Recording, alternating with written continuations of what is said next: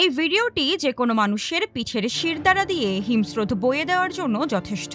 মাটি থেকে প্রায় 1454 ফুট উঁচুতে নিউ ইয়র্ক সিটির বিখ্যাত এম্পায়ার স্টেট বিল্ডিং এর মূল অ্যান্টেনায় দাঁড়িয়ে আছেন এক তরুণী। তীব্র বাতাসের মধ্যে সেখানে দাঁড়িয়েই তারা একে অপরকে চুম্বন করছেন আর মেলে ধরেছেন শান্তির বার্তা লেখা একটি ব্যানার। তবে 102 তলা ভবনের মূল অ্যান্টেনায় উঠে এই অবিশ্বাস্য কায়দায় বিয়ের প্রস্তাব দেওয়ার পর শেষ রক্ষা হয়নি। পুলিশের হাতে গ্রেপ্তার হয়েছেন এই রুশ যুগল। আটককৃত ভানিয়া বিরকুস এবং অ্যাঞ্জেলা নিকোলাও মূলত নেটফ্লিক্সের বিখ্যাত প্রামাণ্যচিত্র স্কাই ওয়াকার্সের পরিচিত মুখ। সাধারণ দর্শনার্থীদের সীমানা পেরিয়ে তীব্র বাতাসের মধ্যে তারা কিভাবে এই বিপজ্জনক চূড়ায় আহরণ করলেন তা এখনও রহস্য।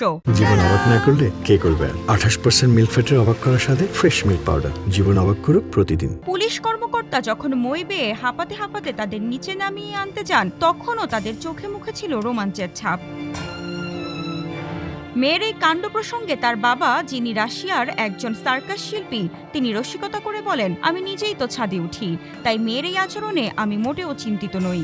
এদিকে এম্পায়ার স্টেট বিল্ডিং কর্তৃপক্ষ জানিয়েছে এই বিপজ্জনক অনুপ্রবেশের কোনো অনুমতি ছিল না। তবে তারা কটাক্ষ করে যোগ করেন, বাগদানের মুহূর্তটিকে স্মরণীয় করতে চাইলে জীবনের ঝুঁকি না নিয়ে তারা মাত্র $1000 অফিসিয়াল প্রপোজাল প্যাকেজটি অনায়াসেই কিনে নিতে পারতেন।